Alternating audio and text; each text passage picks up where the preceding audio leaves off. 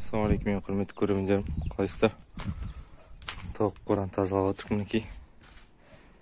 Бірінші жерін тазалап алдық. Ешкі қораның барлығын тазалап жүріп. Мына не қылған істеп жүр.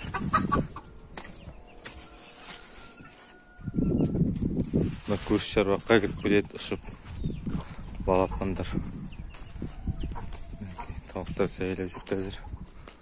Ну, Брама тиш, кішкене әлсіреп аяғын әзір жүр. Мінекей тауықтарымыздың барлығы. Так, міне тауықтар әлгі бәрі далада жайылып жүр. Кенде бір басып атқан инде өтіп көреді, соны итке ауыстырдық. Итімді көрсетейін. Мындай алауайға ауыстырып жүрдік.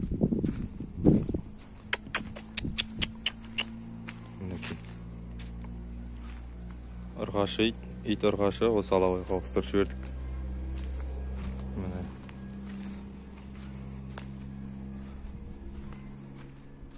Мына үйді бұзып жатырық. Жартылай бір жайлап. Осы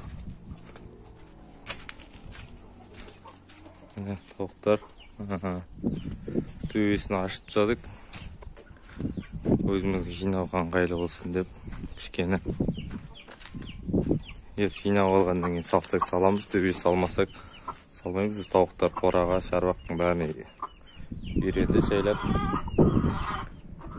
Енді мына қораның жағын кеше тазалап едім, қайталас болып қалды енді. Осының ішіне реттеп тазалап, қонақтайтын уақытым болып отырса қонақтайтын жасап қоямын.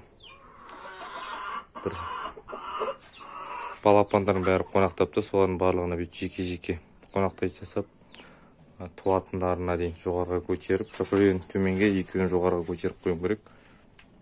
Төбеге жоғарға тусын деп, әйтпесе жерге туғанда қызғанып бұларда жұмыртқа тумайды. Сол себепті жоғарға да туатынға жасап қоямыз.